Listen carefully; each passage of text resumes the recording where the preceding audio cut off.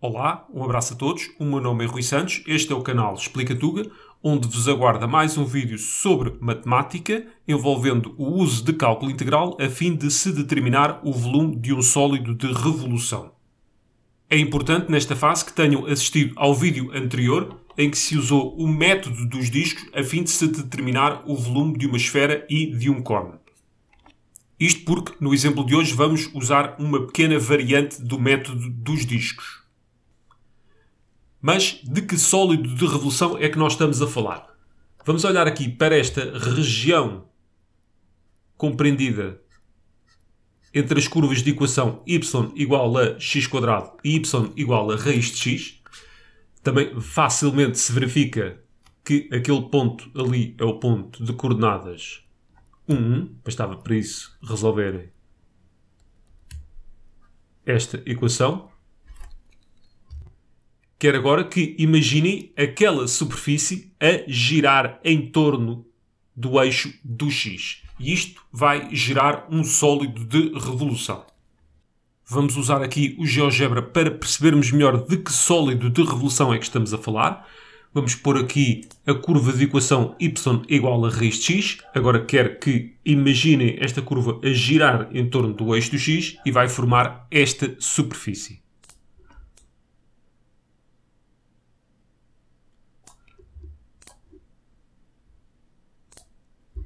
De maneira idêntica, vamos agora olhar para a curva de equação y igual a x², que aqui se apresenta.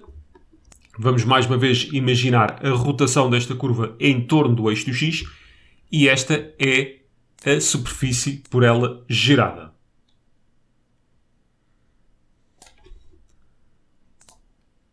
Por fim, vamos agora olhar para o nosso sólido de revolução, que não é mais do que a região do espaço compreendida entre aquelas duas superfícies. À semelhança do que foi feito no vídeo anterior, vamos usar a soma de Riemann para chegarmos à área compreendida entre aquelas duas curvas. Para isso, vamos imaginar aqui uma série de retângulos com uma determinada largura, cujo comprimento está compreendido entre as duas curvas. Eu só representei ali 4 retângulos, mas na verdade teríamos de cobrir toda a região. Agora vamos dizer que a área daquela região corresponde à soma das áreas de todos os retângulos. Neste momento essa aproximação seria bastante grosseira, porque há ali uma grande discrepância entre os retângulos e aquela região.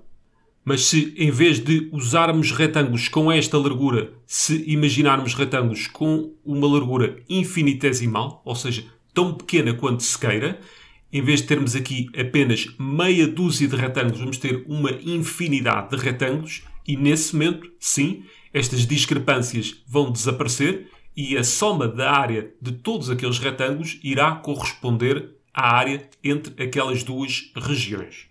E, quando isto acontece, falamos então em integral de Riemann. Mas não vamos esquecer uma coisa, nós não estamos aqui para determinar a área daquela região, nós estamos assim para determinar o volume do sólido de revolução. Ou seja, vamos ter de imaginar cada um daqueles retângulos a girar em torno do eixo do x. Quero também alertar-vos desde já que com este desenho eu estou bem nos limites daquilo que são as minhas capacidades de desenhar alguma coisa de jeito. Eu pus aqui apenas um daqueles retângulos para percebermos o que é que acontece àquele retângulo quando sofre então aquela rotação em torno do eixo do x. Este é o mesmo retângulo após sofrer uma rotação de 180 graus. Logo, este retângulo, ao sofrer essa rotação, vai desenhar aqui uma coroa circular, que terá a mesma largura e já vamos falar no que respeita aos raios. Já agora, há também quem chama aquilo de anilhas ou de arruelas, neste caso em brasileiro. Vamos considerar aqui uma abscissa, x. E agora, olhando aqui para a nossa coroa circular, reparem no seguinte. O raio interno da nossa coroa circular é dado por aquela ordenada, ou seja, x². Já o raio exterior é dado por aquela ordenada, ou seja, raiz de x. Então, que volume tem cada uma daquelas coroas cilíndricas? Vamos ter de fazer o volume de um cilindro de raio raiz de x menos um volume de um cilindro de raio x², que corresponde ali àquele buraco. O volume do cilindro é a área da base vezes a altura, por isso vamos chegar com π vezes raiz de x ao quadrado vezes a altura, que é dx, menos π vezes x ao quadrado dx. Podemos pôr o π em evidência e ficamos com qualquer coisa deste género. Raiz de x ao quadrado menos x ao quadrado dx. Na verdade, também acabei por pôr o dx em evidência. Resta-nos, então, integrar isto relativamente à variável x para chegarmos ao volume do sólido de revolução. Aqui lembrar também que aquela interseção tem coordenadas 1, 1, ou seja, aquela abscissa ali é 1, por isso vamos ter de varrer a variável x entre 0 e 1. E aqui é só pôr então o volume de cada um daqueles cilindros.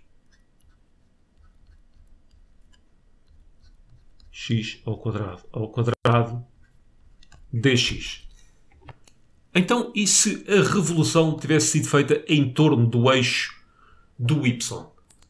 Bem, neste caso, o volume ficaria rigorosamente igual, mas a integração teria de ser feita tendo em conta a variável y e não x, o que nos obrigaria a fazer aqui uma coisa. Cada uma destas equações teria de ser resolvida em ordem a x.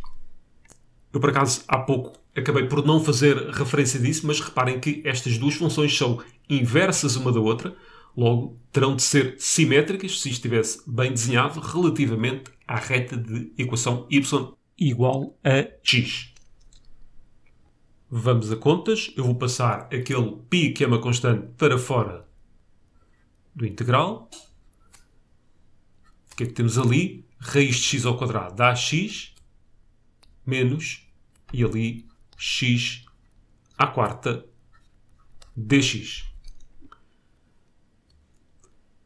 Aqui, integral da diferença é a diferença entre os integrais. Por isso, vamos ficar com integral entre 0 e 1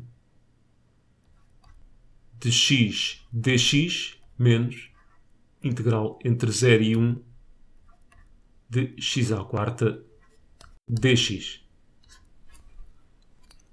Estas primitivas são relativamente básicas para aquilo que estamos habituados. Aqui, primitiva de x é x ao quadrado sobre 2. Reparem que ao fazermos a derivada de x ao quadrado sobre 2, o 2 sai lá para fora, corta com aquele e ficamos apenas com x. Isto calculado entre 0 e 1, menos, vamos fazer aqui uma coisa parecida. Ora, para ficarmos com x à quarta, isto tem de vir de um x à quinta, e agora temos que dividir por 5, isto porque quando fizermos a derivada, o 5 vai sair para fora e terá de cortar com aquele. Mais uma vez, entre 0 e 1. Π, aqui vai ficar 1 meio menos 0, ou seja, simplesmente 1 meio, e aqui, este sinal menos é aquele sinal de menos, e vamos ficar com 1 quinto menos 0, ou seja, 1 quinto. Seja π vezes 3 décimos, ou então assim, 3π sobre 10. É este o volume daquele sólido de revolução. E o mais importante a reter aqui é o seguinte: sempre que vocês têm um sólido de revolução que nasce de uma área compreendida entre duas curvas, vocês podem usar exatamente um método idêntico àquele que nós fizemos aqui. Espero que este exemplo vos tenha sido útil de alguma forma. Prometo continuar a pôr aqui no canal conteúdo deste género. ativem as notificações para que não percam nenhuma novidade. Quem ainda não fez, convido a fazer a subscrição do canal, dando aqui uma pequena força. Nenhum mal vem ao mundo também se puseram um like neste vídeo. Da minha parte é tudo. Beijinhos, abraços e apertos de mão.